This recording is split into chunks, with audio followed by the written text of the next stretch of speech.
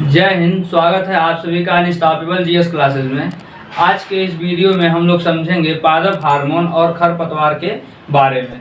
इसके पहले वाली क्लास में मैं पादप जगत का वर्गीकरण पूर्ण रूप से बता दिया हूं, तो जो लोग उस वीडियो को नहीं देखे हैं उसको जाके आप लोग देख लीजिएगा और वीडियो को ज़्यादा से ज़्यादा लोगों तक शेयर कीजिए। अब हम लोग समझते हैं पादप हार्मोन क्या होता है। तो हार्मोन जो होता है ये पौधों में भी पाया जाता है और मनुष्यों में भी पाया जाता है। हार्मोन का मुख्य कार्य, जो मुख्य भूमिका होती है ये विकास में, यानी कि पौधों के विकास में और मनुष्य के विकास में हार्मोन की मुख्य भूमिका होती है। जब ये हार्मोन किसी भी पौधे में जब ये हार्मोन बनना शुरू होता है तो उस पौधों में अलग अलग तरीके का बदलाव देखने के लिए मिलता है। तो अभी ये जो पादप हार्मोन्स है, ये हार्मोन जो होते हैं इनका जो मुख्य कार्य होता है ये कैटलिस्ट यानी कि उत्प्रेरक का कार्य करती हैं। यानी कि किसी भी उत्प्रेरक ऐसा पदार्थ होता है जो किसी भी क्रिया को बहुत तेज कर देता है या फिर धीरा कर देता है, तो उसे कहा जाता है उत्प्रेरक। तो जो हार्मोन्स है ये पौधों में उत्प्रेरक का कार्य करता है और कुछ हार्मोन्स ऐसे हैं जो कि पौधों की विकास को रोकने का कार्य करते हैं।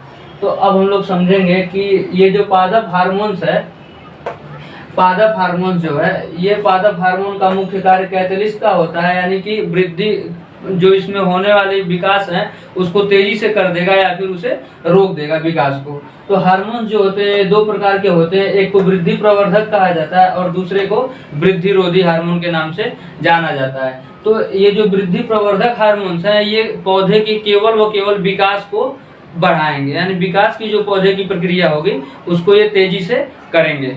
और ये जो वृद्धि रोधी है, ये वृद्धि रोधी क्या करेंगे, पौधे की जो विकास यानी जो ग्रोथ होगा, बढ़ेगा पौधा, उसमें फल लगेगा, फूल लगेगा, उन सबको रोकने का कार्य करेंगे ये जो वृद्धि रोधी हार्मोन्स हैं। तो वृद्धि प्रवर्धक हार्मोन्स और वृद्धि रोधी हार्मोन इन दोनों की पौधों में बहुत ही ज़्यादा आवश्यकता होती है, क्योंकि अगर किसी पौधे में सिर्फ और सिर्फ वृद्धि रोधी हार्मोन्स होगा तो वो पौधा बहुत ही ज़्यादा ऊंचाई तक चला जाएगा, उसका प्रसार बहुत ज़्यादा हो जाएगा। तो वो जब प्रसार पौधे का बहुत ज़्यादा होने लगेगा तो वो भी पौधे के लिए नुकसानदायक होता है, क्योंकि पौधे का तना जो होगा वो पतला होगा और ऊपर बिल्कुल बहुत ज़्यादा तक बढ़ जाएगा जब पौधा, तो उसमें क्या होगा, पौधे का गिरने का डर रहता है।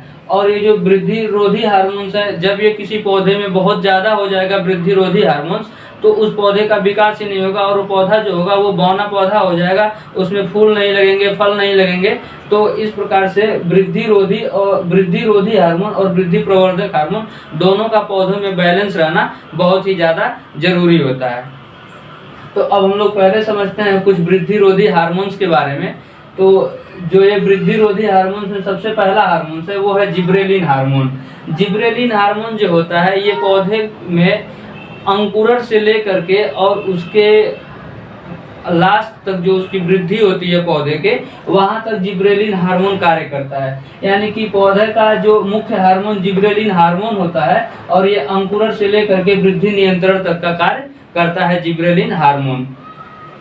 उसके बाद से हम लोग बात करें कि ऑक्सिन हार्मोन क्या करता है। तो ऑक्सिन हार्मोन जो होता है ये पौधे के लंबाई को बढ़ाने का कार्य करता है, यानी कि पौधे को यहाँ पे लिखा गया है प्रकाश की ओर, यानी कि प्रकाश अनुवर्तन। ऑक्सिन हार्मोन जो होता है ये पौधे को प्रकाश की दिशा में लेके जाएगा, यानी कि जिधर प्रकाश होगा उधर लेके जाएगा। जिस पौधे में जितना ज़्यादा ऑक्सिन हार्मोन होगा वो उतना ज़्यादा सूर्य के प्रति एकाग्र होगा, मतलब सूर्य की ओर उतना ज़्यादा होगा। इसी वजह से सूर्यमुखी का जो पौधा होता है उसमें ऑक्सिन हार्मोन बहुत ज़्यादा होता है। तो जब सूर्यमुखी में फूल लगती है तो वो फूल क्या होती है, सूर्य का दिशा जैसे जैसे बदलता है उसी प्रकार से वो दिशा को बदलने लगती है सूर्यमुखी, यानी जिधर सूर्य जाता है उधर सूर्यमुखी भी अपने आप को मोड़ के एडजस्ट कर लेती है। और जिसमें ऑक्सिन हार्मोन जितना ज़्यादा होता है उस पौधे का लंबाई उतना ही ज़्यादा होता है। यानी कि जो सिकोया का पौधा होता है, इस सिकोया का पौधा सबसे ज़्यादा लंबाई तक जाता है तो उसमें ऑक्सिन हार्मोन जो होता है वो सबसे ज़्यादा होता है। इसके बाद हम लोग बात करें कि साइटोकाइनिन क्या होता है। तो साइटो का मतलब, साइटो को कोशिका यानी सेल, कोशिका को सेल को इंग्लिश में साइटो के नाम से जाना जाता है।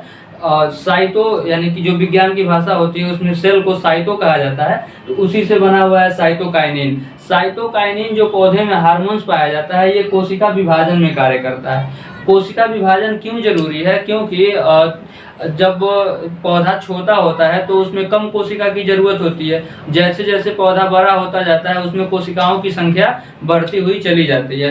तो यदि अब ये कोशिका की संख्या कैसे बढ़ती है? तो कोशिका विभाजन से कोशिका की संख्या बढ़ती है। तो यानी कि जैसे जैसे पौधा बड़ा होता है वैसे वैसे उसमें उतना ही ज़्यादा कोशिका विभाजन होता है।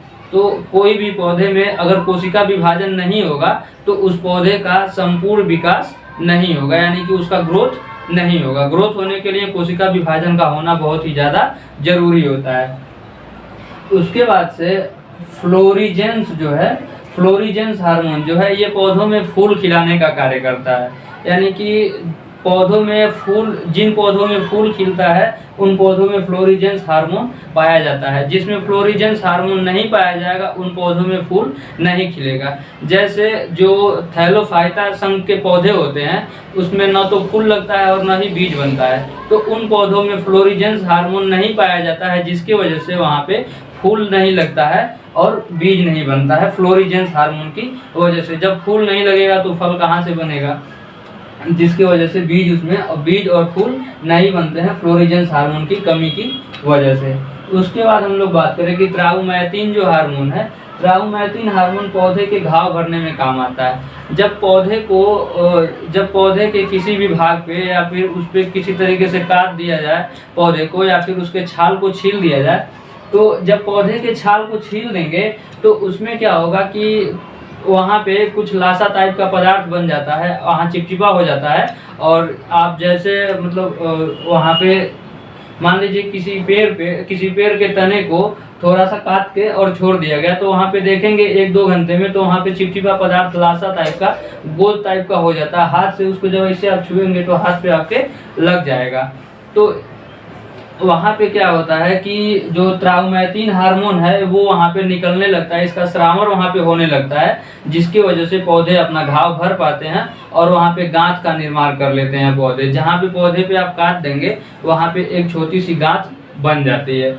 तो इस प्रकार से मैं आप लोगों को जो वृद्धि प्रवर्धक हार्मोन्स थे उसके बारे में बता दिया हूँ। अब हम लोग समझेंगे कि जो वृद्धि रोधी हार्मोन है उसके बारे में। तो जो वृद्धि रोधी हार्मोन होते हैं ये पौधे के विकास को रोकने का कार्य करते हैं, वृद्धि रोधी हार्मोन। यानी कि अगर ये वृद्धि प्रवर्धक हार्मोन बहुत ही तेजी से बढ़ने लगता है तो ये जो वृद्धि रोधी हार्मोन्स है ये उसका पैर पकड़ के खींच लेंगे नीचे, रुक भाई रुक, बहुत ज़्यादा नहीं बढ़ना है तुमको, नहीं तो उखड़ के गिर जाओगे। तो वृद्धि रोधी हार्मोन क्या करते हैं, उसको रोकने का कार्य करते हैं, विकास को रोकने का कार्य। अब ये जो वृद्धि रोधी हार्मोन्स हैं ये 2 प्रकार के हैं, जिसमें से एक को एब्सिसिक एसिड के नाम से जाना जाता है। ये जो एब्सिसिक एसिड है ये इस पे प्रश्न भी बनता है कि निम्नलिखित में से कौन पौधों में वृद्धि रोधी हार्मोन्स है, तो वो होता है एब्सिसिक एसिड। ABA के नाम से इसको पूछता है। ऑप्शन में एब्सिसिक एसिड पूरा नहीं लिखेगा, लिख देगा ABA। तो ABA का मतलब आप लोग समझिएगा एब्सिसिक एसिड होता है ABA का मतलब। अब ये जो पौधे में वृद्धि रोधी हार्मोन्स होते हैं इनमें ये मुख्य हार्मोन है एब्सिसिक एसिड।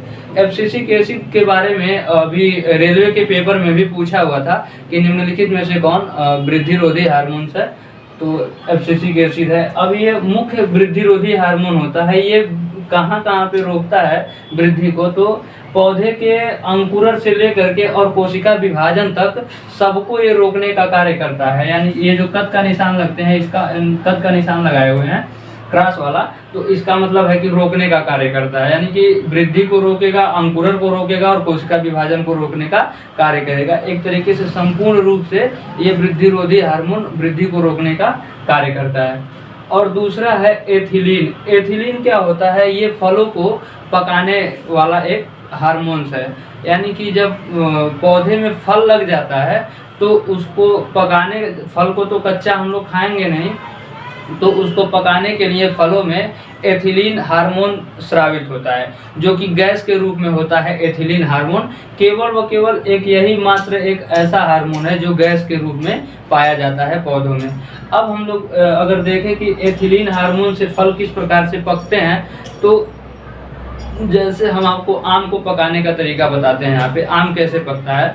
आम जब पेड़ में लगा होता है तो जहाँ पे आम की ढेपी होती है जहाँ से आम डालियों से आके और लगा होता है।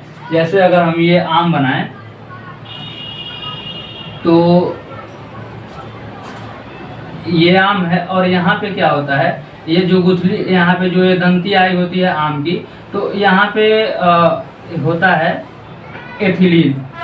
जब ये आम जो होता है ये बिल्कुल मैच्योर हो जाता है, यानी कि जब इसका विकास हो जाता है, अब और ज़्यादा इसका विकास नहीं होना है, तब यहाँ पे आम में क्या होती है, जो चोप होती है, ये चोप जो होती है ये बिल्कुल ढेपी पे पाई जाती है और इसी चोप में होता है ये एथिलीन हार्मोन, जो फल को पकाने का कार्य करता है। इस वजह से जो फल पौधे में पके होते हैं उनकी मिठास बहुत ही ज़्यादा होती है, और जो फल पौधे में ही पकते हैं वो एक समान तरीके से, मतलब एक बराबर, ये नहीं है कि यहाँ पे ज़्यादा पक जाएगा, यहाँ कम पकेगा, यहाँ ज़्यादा यहाँ कम, ऐसे नहीं होगा। ये एक बराबर जो पौधे में फल पकते हैं वो एक बराबर से पकते हैं। अब जो दूसरा होता है कृत्रिम जो हार्मोन्स है जिससे हम लोग फल को पकाते हैं, वो होता है एसिटिलीन हार्मोन।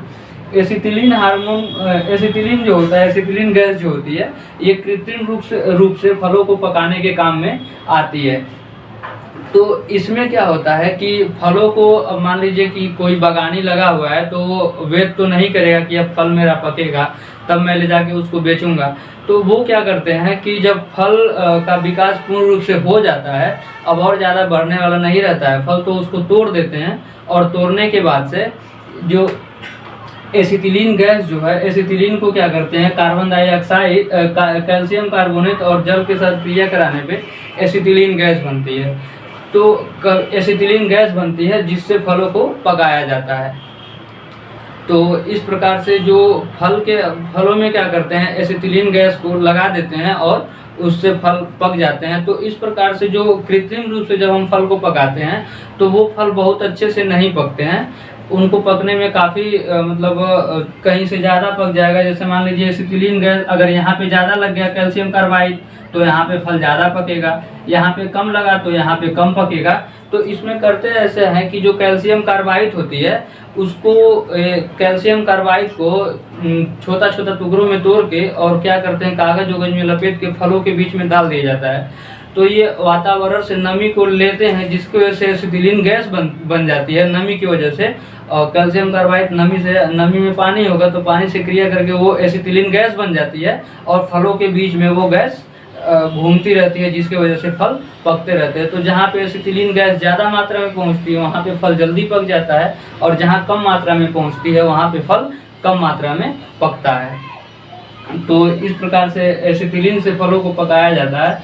अब हम लोग समझ लेते हैं कि ये तो हो गए वृद्धि रोधी हार्मोन, यानी कि वृद्धि को रोक रहे हैं। अब इसके बाद हम लोग समझ रहे हैं कि जो खरपतवार होते हैं ये क्या होते हैं। तो खरपतवार जो होते हैं, जब खेती होती है तो वहाँ पे जो धान गेहूँ हम लोग बोते हैं उसके साथ में कुछ घास भी उग जाती है। तो जो अनावश्यक पौधे घास जो उग रही है उसको कहा जाता है उसको कहा जाता है अनावश्यक खरपतवार। यानी कि खेतों के बीच में जो अनावश्यक पौधे उग रहे हैं, घास जो उग रही है धान गेहूं के बीच में, उसी को कहा जाता है खरपतवार। अब ये जो खरपतवार होते हैं ये क्या करते हैं, जब हम खेत में खाद को, यूरिया को छिड़कते हैं तो वो खाद को ऑब्जर्व करने लगते हैं और अपना विकास करते हैं, जो भी जिससे कि अगर मान लीजिए आप 1 किलो खाद डाल रहे हैं खेत में यूरिया, तो 1 किलो में से मान के चलिए कि 1 किलो अगर ये खरपतवार नहीं होते खेत में तो 1 किलो का 1 किलो धान गेहूं को मिलता। लेकिन अब ये क्या करते हैं, 1 किलो में से 100-200 ग्राम जो खाद है उसको खरपतवार ले लेंगे, तो खरपतवार का विकास होने लगता है और पौधे का विकास थोड़ा सा कम हो जाता है वहाँ पे, जिसके लिए जो खरपतवार होते हैं उन्हें नाश करना, मतलब उनको हटाना बहुत ही ज़्यादा जरूरी होता है। तो उसके लिए खरपतवार नाशी का प्रयोग करते हैं। और जो खरपतवार नाशी होते हैं इससे जो हमारा धान गेहूँ होता है इनके ऊपर बहुत, जब इनका छिड़काव किया जाता है खेतों में, तो इनके जो धान गेहूँ होते हैं इनके ऊपर खरपतवार नाशी का बहुत ही कम प्रभाव होता है, जबकि खरपतवार जो होते हैं इन पे बहुत ही ज़्यादा प्रभावित होता है, जिससे खरपतवार खत्म हो जाते हैं और धान गेहूँ का जो पौधा होता है वो बच जाता है। तो खरपतवार को खत्म करने के लिए दवा का प्रयोग करते हैं जिसे खरपतवार नाशी के नाम से जाना जाता है। इसमें जो मुख्य रूप से 2 दवाएं काम में आती हैं। एक को सिमाजीन कहा जाता है, सिमाजीन को पानी के साथ मिला के इसका छिड़काव कर दिया जाता है खेतों में, और दूसरे को 2,4-D के नाम से जाना जाता है। 2,4-D का जो नाम है उसे डाइक्लोरोफिनाक्सी एसिटिक एसिड के नाम से जाना जाता है। ये बहुत ही ज़्यादा मात्रा में खरपतवार को नाश करने के लिए प्रयोग किया जाता है, जबकि इसका जो इफेक्ट होता है वो पौधों पे भी देखने के लिए मिल जाता है। तो ये एक बार 2,4-D नाम दे दिया था, 2,4-D बस लिख दिया था, कहा कि इसका पूर्ण रूप से नाम बताइए, मतलब पूरा नाम क्या है 2,4-D का। तो 2,4-D जो होती है ये खरपतवारनाशी और इसका नाम डाइक्लोरोफिनाक्सी एसिटिक एसिड होता है।